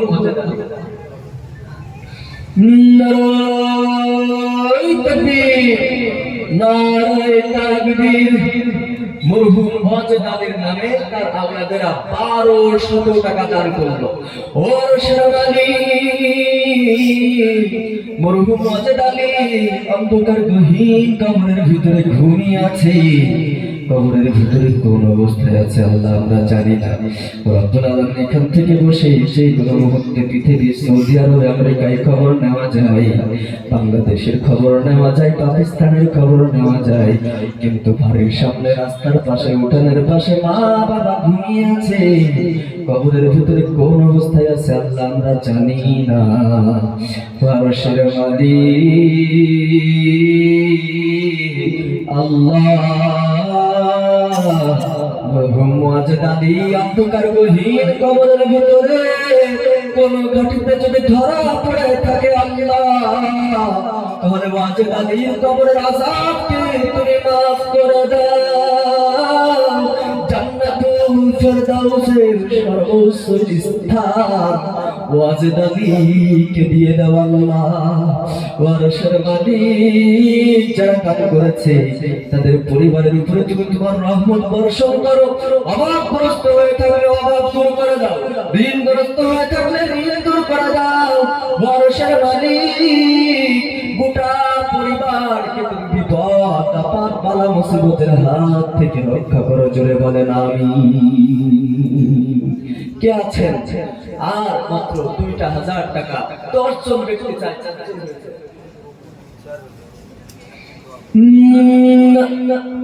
নারায়ে তাকবীর। গোপনে দান করার কথাও হাদিসে আছে। একজন বলছে যে না, আমার নাম আমি প্রকাশ করব না, আমি মাদ্রাসার জন্য 4000 টাকা দান করব। জোরে বলেন আলহামদুলিল্লাহ। আর একটু জোরে বলেন আলহামদুলিল্লাহ। ওয়ারশের মালিক কে ব্যক্তি আমি জানি না, তুমি জানো, তুমি সামিউল বাসির, তুমি সবার অন্তর স্তরের খবর রাখো। ওয়ারশের মালিক তার এই 4000 টাকাকে তুমি কবুল আর মঞ্জুর করে নাও। তাদের ওসিলায় আল্লাহ তার পিতা মাতা দাদা দাদি নানা নানি আত্মীয় স্বজন কেউ যদি অন্ধকার গহীন কবর থেকে থাকে আল্লাহ, কবরের ভিতরে কোন অবস্থায় আছে আমরা জানি না, কবরকে তুমি জান্নাতের বাগান বানিয়ে দাও, কবরকে তুমি জান্নাতুল ফেরদাউস মানুষ বানিয়ে দাও। যে দান করলো সে যদি অসুস্থতা থেকে থাকে আল্লাহ, তাহলে অসুস্থতা থেকে তুমি তাকে মুক্ত করে দাও। সমস্ত প্রকার বিপদ আপদ বালা মুসিবত থেকে হেফাজত করো। তার গোটা পরিবারের উপরে তুমি রহমত বর্ষণ করো। ঋণগ্রস্ত হয়ে থাকলে ঋণ পরিশোধ করার তৌফিক দান করে দাও। অভাবগ্রস্ত হয়ে থাকলে অভাব দূর করে দাও। ও আরশের মালিক, জান্নাতের সার্টিফিকেট প্রাপ্ত সাহাবীদের সাথে সে যেন জান্নাতে যেতে পারে সেই ব্যবস্থা তুমি করে দাও। চলে বলেন আমিন। মাদের ভিতরে অনেক মাদের প্যান্ডেল আছে তো, মা মা মা বোনদের ভিতরে অনেকে আছেন। মা বোনেরা যদি কেউ বাকিতে, আপনাদের তো লক্ষ্মী ভান্ডার আছে, 500 টাকা দিয়েছে কোরআনের জন্য, মা বোনদের ভিতর থেকে আরেকজন 1000 টাকা দিয়েছে। যদি বলেন না রে 500 টাকা, 1000 টাকা। আরেকজন দিয়েছে 300 টাকা, শ্বশুর মারা গিয়েছে, দোয়া চেয়েছে। আর এই যে অনেকগুলো টাকা একটি মা বোনদের ভিতর থেকে আসছে, এই যে অনেকগুলো টাকা মা বোনদের ভিতর থেকে আসছে। আসলে যুগে যুগে ইসলামের জন্য মা বোনদের অনেক অবদান রয়েছে। প্রথম মুসলমানও কিন্তু মাদের ভিতর থেকে একজন ছিল। আর একজন 40টা টাকা দান করলে আল্লাহ তুমি তার দানকে কবুল আর মঞ্জুর করে নাও। এটার রসিলায় তার মনের অনেক আশাগুলোকে আল্লাহ তুমি পুরা করে দাও। মা বোনদের ভিতর থেকে অনেকগুলো টাকা এসেছে। মা বোনেরা কিন্তু ইসলামের জন্য অনেক কুরবানি দিয়েছে। এবং প্রথম মুসলমান কিন্তু মাদের ভিতর থেকে, পুরুষদের ভিতর থেকে নয়। আমরা মনে করি হযরত আবু বকর মনে হয় প্রথম মুসলমান, এটা ভুল ধারণা। হযরত আবু বকরের সিরিয়াল হচ্ছে 3 নম্বরে মুসলমান হয়েছিলেন হযরত আবু বকর।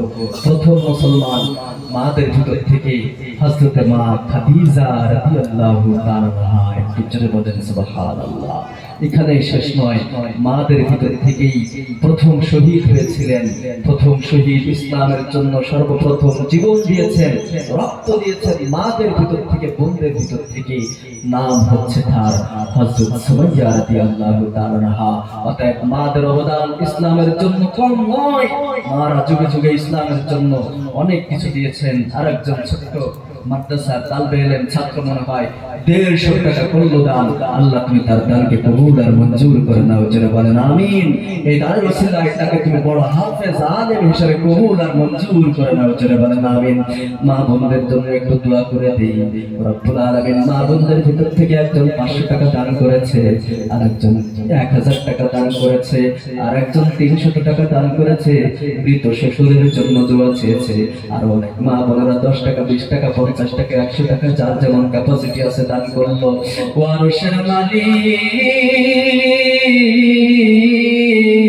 আমার মা বোনদেরকে তুমি হযরত মা ফাতেমা রাদিয়াল্লাহু তাআলা আনহার সাথে জান্নাতে যাওয়ার তৌফিক দান করে দাও। রব্বুল আলামিন হযরত মা ফাতেমা রাদিয়াল্লাহু তাআলা আনহার মতো তাদেরকে তুমি কবুল আর মঞ্জুর করে নাও। আমার মাদের মা বাবা, দাদা দাদি, নানা নানি, আত্মীয় স্বজন যারা অন্ধকার গহীন কবরের ভিতরে ঘুমিয়ে আছে, কবরকে জান্নাতের বাগান বানিয়ে দাও। আল্লাহ বেঁচে থাকলে দীর্ঘ হায়াত দান করে দাও, সুস্থতা দান করে দাও। যারা দান করেছে আল্লাহ সকলের পরিবারের উপর রহমত বর্ষণ করো। বিপদ আপদ বালা মুসিবত থেকে হেফাজত করো। অভাবগ্রস্ত হয়ে থাকলে অভাব দূর করে দাও, ঋণগ্রস্ত হয়ে থাকলে ঋণ দূর করে দাও। ও আরশের মালিক, মা বোনদের সন্তানদেরকে তুমি মানুষের মতো মানুষ হিসাবে কবুল আর মঞ্জুর করে নাও। জোরে বলেন আমিন।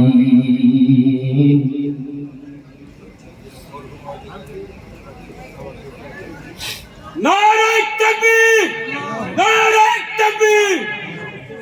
একজন 200 টাকা, আর সেই মরহুম ওয়াজেদ আলীর ছেলে আবার 1000 টাকা দান করলো। জোরে বলেন নারে তাকবীর, আল্লাহু আকবার, নারে তাকবীর। আল্লাহু। একজন গোপনে এই মাদ্রাসার জন্য 30,000 টাকা করলো দান। নারে তাকবীর, নারে রাসূলের মাদ্রাসা। নারে তাকবীর,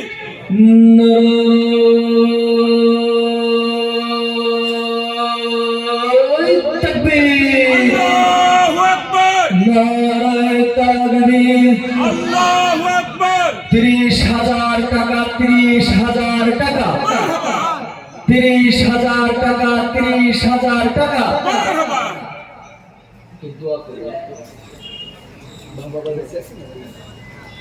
মারহাবা মা মারা গেছে, আব্বা বেঁচে আছে। আর একজন 40 টাকা করলো দান, আর একজন এই 500 টাকা করলো দান। আল্লাহ সকলের দানকে তুমি কবুল আর মঞ্জুর করে নাও। এই দানের ওসিলায় সকলের মনের নেক আশাকে আল্লাহ তুমি কবুল আর মঞ্জুর করে নাও। আসলে একটু দোয়া করে দেই। और নাম না জানা এক ব্যক্তি নাম প্রকাশ হয়েছে, এক ব্যক্তি তোমার নবীর ঘরের জন্য নগদ 30,000 টাকা করলো দান। রব্বুল আলামিন তুমি সামিউন বাসীর, তুমি মানুষের অন্তরস্থলের খবর তুমি রাখো আল্লাহ। কোন উদ্দেশ্য নিয়ে তোমার এই বান্দা তোমার ঘরের জন্য নবীর ঘরের জন্য করলো দান তা তুমি জানো। ও আল্লাহ, এটা রসিলাই আল্লাহ তার মনের নেক আশাগুলো আল্লাহ তুমি কবুল আর মঞ্জুর করে নাও। রব্বুল আলামিন এই ভাইকে তুমি দীর্ঘ হায়াত দান করে দাও। পরশের মালিক তার হায়াত তুমি বাড়িয়ে দাও। অসুস্থ হয়ে থাকলে অসুস্থতা থেকে তুমি মুক্তি দান করো। অভাবগ্রস্ত হয়ে থাকলে অভাব দূর করে দাও। ঋণগ্রস্ত হয়ে থাকলে ঋণ দূর করে দাও। তার পরিবারের উপর রহমত বর্ষণ করো। তার গোটা পরিবারকে তুমি বিপদ আপদ বালা মুসিবত থেকে হেফাজত করো আল্লাহ। বর্ষের মালিক তার মা মারা গিয়েছে, ওই জনম দুঃখিনী মা অন্ধকার গভীর কবরের ভিতরে কোন অবস্থায় আছে আল্লাহ জানি না। যদি কোনো মাটিতে ধরা পড়ে থাকে আল্লাহ, তাহলে তার মায়ের কবরের আযাবকে তুমি মাফ করে দাও, কবরকে তুমি জান্নাত বানিয়ে দাও। পরশের মালিক জান্নাতের সর্বোচ্চ স্থান কবরকে তুমি বানিয়ে দাও। পরশের মালিক জান্নাতুল ফিরদাউস বানিয়ে দাও। পরশের মালিক এই ভাইয়ের সন্তান যারা রয়েছে তাদেরকে তুমি মানুষের মতো মানুষ বানিয়ে দাও আল্লাহ। এই ভাইয়ের সন্তানদেরকে তুমি নেক সন্তান হিসাবে কবুল আর মঞ্জুর করে নাও। আর একজন ভাই 1,000 টাকা, আর একজন ভাই 200 টাকা, আর একজন ভাই 40 টাকা, আর একজন ভাই কিছু টাকা দান করলো। আল্লাহকে যে যেভাবে দান করছে তুমি জানো। সকলের মনের নেক আশাগুলো আল্লাহ তুমি কবুল আর মঞ্জুর করে নাও। সকলের পিতামাতার কবরের আযাবকে মাফ করে দাও। শুরু থেকে নিয়ে এই পর্যন্ত যারা দান করলো সকলের পিতামাতার কবরের আযাবকে মাফ করে দিয়ে কবরকে তুমি জান্নাতের বাগান বানিয়ে দাও। জোরে বলেন আমিন। আর কে আছে 5 নম্বরে মেয়েদের ভিতর থেকে ওকে গোপন দান করতে। আরেকজন মুরব্বী 100 টাকা করলো দান, রব্বুল আলামিন 50 টাকা করলো দান। এই দানকে তুমি কবুল আর মঞ্জুর করো। এটা কাদের পক্ষ থেকে?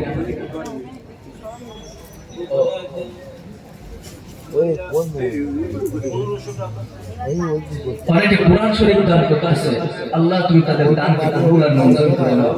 মৃত ব্যক্তির নাম আব্দুল গনি, রমিসা বিবি, নুরুজ্জামান, শরীফুল্লাহ, পরিচন বিবি, খিলাফত মৃত, মসিম মন্ডল, শাহানারা বিবি, ফজিলা বিবি, ফকির আহমেদ, এরা সবাই মারা গিয়েছে। আমি কোহিনুর বিবি বলছি যে এই 10 জনের নামে পবিত্র কোরআন শরীফ দান করলাম। আর আমার বাড়ির জন্য এবং আমার নিজেদের বালা মুসিবতের জন্য খাস দোয়া করে দেন। আমিন। আল্লাহ এই কোহিনুর বিবির দানকে তুমি কবুল আর মঞ্জুর করে নাও। জোরে বলেন আমিন। দোয়া হবে। আরেকজন কে আছেন? এই যে কে 200 টাকা একজন 200 টাকা দান করলো, আল্লাহ তুমি তার দানকে কবুল আর মঞ্জুর করে নাও। এই দানের ওসিলায় তার মনের নেক আশাকে আল্লাহ তুমি কবুল আর মঞ্জুর করে নাও। ওয়ারসের মালিক এই যারা দান করতেছে তাদের পিতামাতা দাদা দাদি নানা নানি আত্মীয় স্বজন যারা মারা গিয়েছে সকলের কবরের আযাবকে তুমি মাফ করে দাও, কবরকে জান্নাতের বাগান বানিয়ে দাও।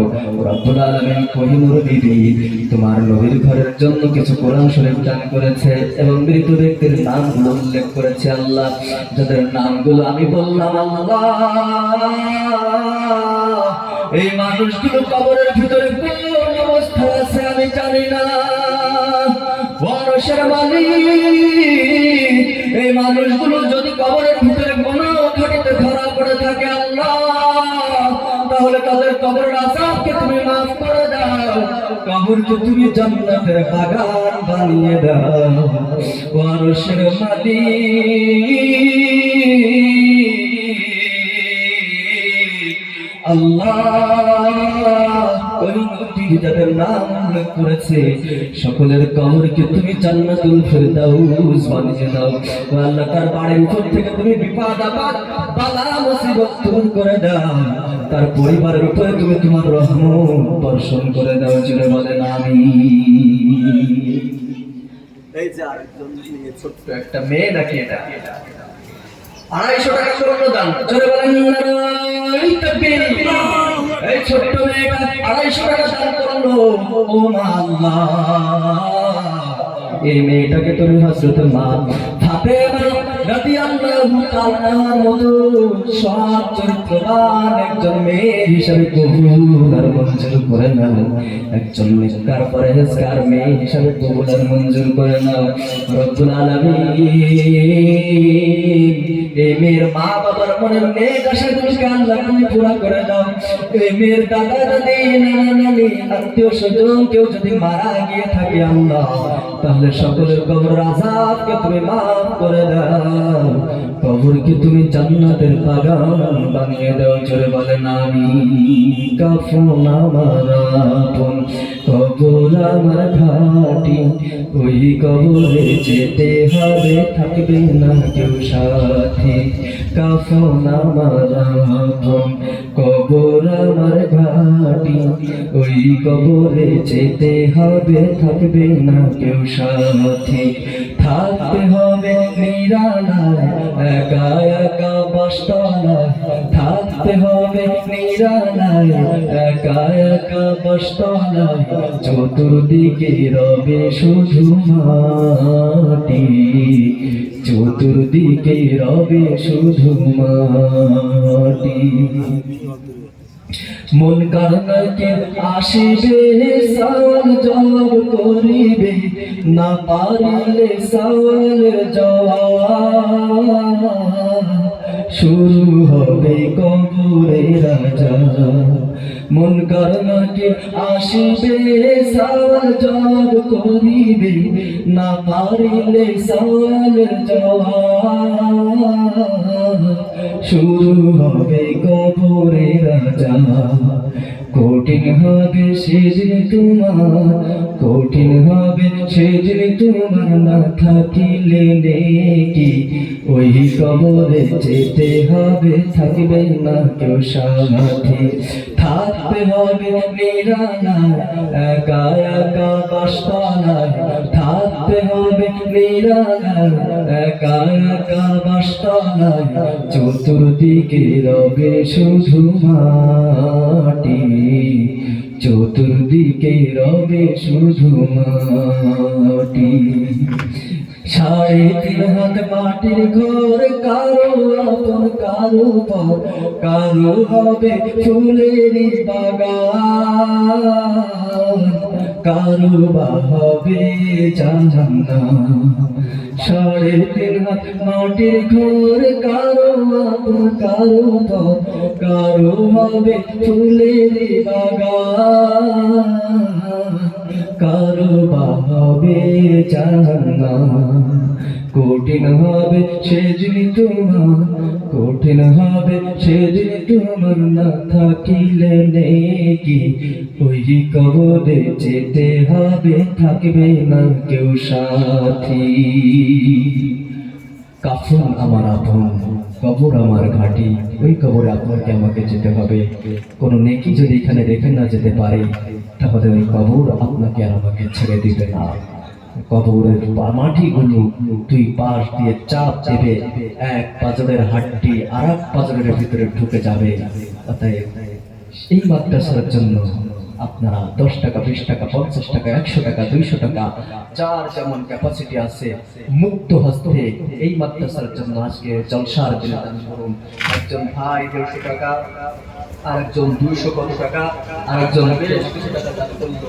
আল্লাহ তুমি তার দানকে কবুল আর মঞ্জুর করে নাও, জোরে বলেন আমিন।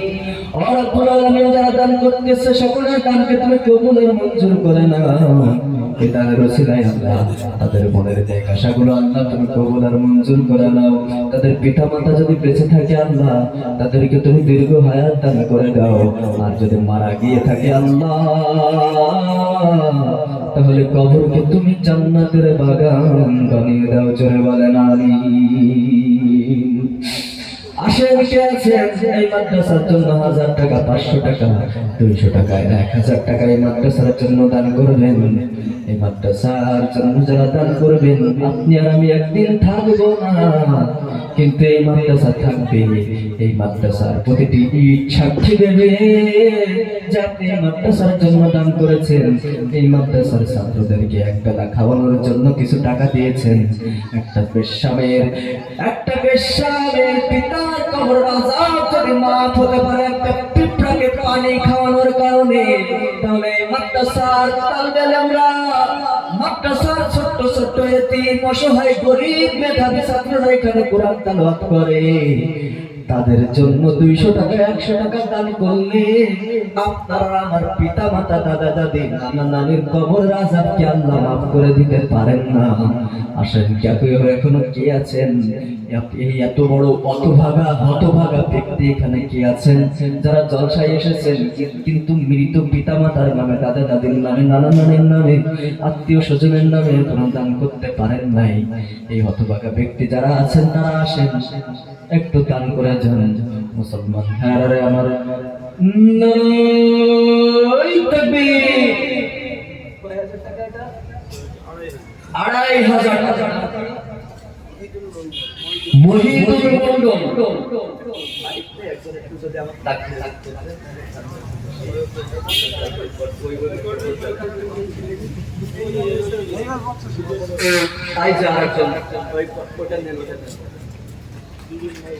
দুইজন মহিলা 100, 100, 200 আর 200 ওটা হলে হবে। নারায়ে তাকবীর, নারায়ে তাকবীর। মহিদুল মন্ডল, মহিদুল মন্ডল, মহিদুল মন্ডল, মহিদুল মন্ডল 2500 টাকা।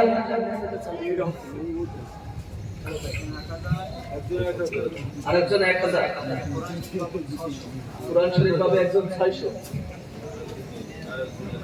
আরেকজন 1000। ওটা দেন না, আমার কাছে দেন না।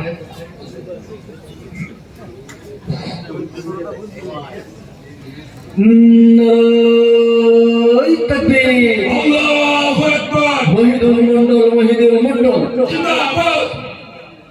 2500 টাকা, 2500 টাকা। মারহাবা। গোপন 1000 টাকা। নারায়ে তাকবীর, আল্লাহু আকবার। রাজাপুর বাড়ি আরেকজন 500, আরেকজন 2500 টাকা, আরেকজন মহিলা 100 টাকা, আরেকজন মহিলা 100 টাকা, আরেকজন মহিলা কুরআন বাবদ একজন 600 টাকা দিয়েছে। যে বলেন নারায়ে তাকবীর, নারায়ে তাকবীর। আল্লাহু আকবার।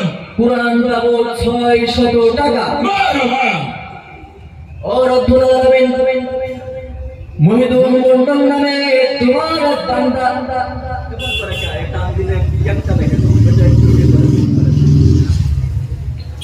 ও রব্বুল আলামিন, মহিদুল মন্ডল নামে তোমার বান্দা 2,500 টাকা তোমার নবীর ঘরের জন্য করলো দান রব্বুল আলামিন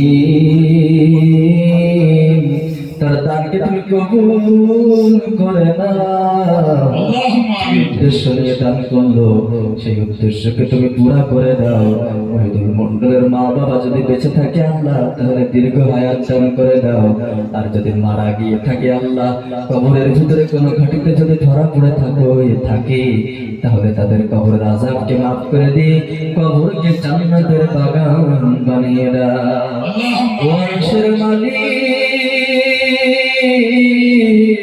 মহিনুল মন্ডলের গোটা পরিবারের উপর রহমত বর্ষণ করো বিপদ আপদ বালা মুসিবত থেকে হেফাজত করো আর একজন ভাই 500 টাকা কোরআন শরীফের জন্য একজন 600 টাকা দান করলো একজন মহিলা 200 আর একজন মহিলা 100 আর একজন মহিলা 100 ওয়ারশের মালিক যারাই দান করলো সকলের পিতা মাতা দাদা দাদি নানা নানি আত্মীয় স্বজন যারা অন্ধকার গহীর কবরের ভিতরে ঘুমিয়ে আছে কবরকে তুমি জান্নাতের বাগান বানিয়ে দাও ওয়ারশের মালিক এই দানের ওসিলায় আল্লাহ তাদের পরিবারের উপর রহমত বর্ষণ করো অভাব দূর করে দাও ঋণগ্রস্ত হয়ে থাকলে ঋণ দূর করে দাও রোগ থেকে থাকলে আল্লাহ রোগ থেকে শিফা যেন কামেলা নসিব করে দাও পরিপূর্ণ সুস্থতা দান করে দাও ওয়ারশের মালিক যারা দান করতেছে সকলের মনের মেঘ আশাগুলো আল্লাহ তুমি কবুল আর মঞ্জুর করে নাও জোরে বলেন আমিন আর কে আছে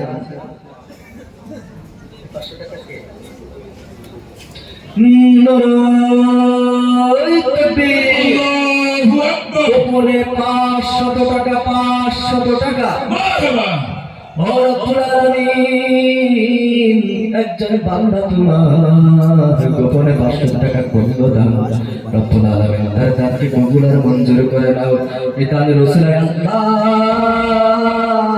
তার মনের নেক আশা পুরা করে দাও ওয়ারশের মালিক আর একটা ছোট্ট বাচ্চা 100 টাকা দান করলো তার দানকে কবুল আর মঞ্জুর করে নাও কে দান করেছে আল্লাহ জানি না যে দান করেছে তার মনের আশা পুরা করে দাও ওয়ারশের মালিক যারা দান করতেছে 500 টাকা 100 টাকা যে দান করলো তাদের পিতা মাতা দাদা দাদি নানা নানি আত্মীয় স্বজন অন্ধকার গহীন কবরে যারা ঘুমিয়ে আছে সকলের কবরের আযাবকে তুমি মাফ করে দিয়ে কবরকে জান্নাতের বাগান বানিয়ে দাও জোরে বলেন আমিন মায়ের এক ধার দুধের দাম মায়ের এক ধার দুধের দাম কাটিয়া গায়ের চাম পাকুশ বানাইলে সুর হবে না এমন দরদি ভাবে কেউ হবে না আমার মা গো এমন দরদি ভাবে কেউ হবে না আমার মা গো মায়ের এক ধার দুধের দাম মায়ের এক ধার দুধের দাম কাটিয়া গায়ের চাম পাকুশ বানাইলে সুর হবে না এমন দরদি ভাবে কেউ হবে না আমার মা গো পিতা আনন্দে মাতিয়া সাগরে ভাসাইয়া সেই যে চলা গেল ফিরা আইল না হাইরে পিতা আনন্দে মাতিয়া সাগরে ভাসাইয়া সেই যে চলা গেল ফিরা আইল না মাঝে ধরিয়া জঠরে মাঝে ধরিয়া জঠরে কত কষ্ট করে 10 মাস 10 দিন পরে পেল যে যাতনা এমন দরদি ভাবে কেউ হবে না আমার মা গো হাইরে প্রসাদের কি ব্যথা মা জানে সে কথা মরিয়া যেন মায়ের মরণ হইল না হায়রে প্রসাদের কি ব্যথা মা জানে সে কথা মরিয়াও যেন মায়ের মরণ হইল না মাঝে ঠেকিয়া শ্মশানের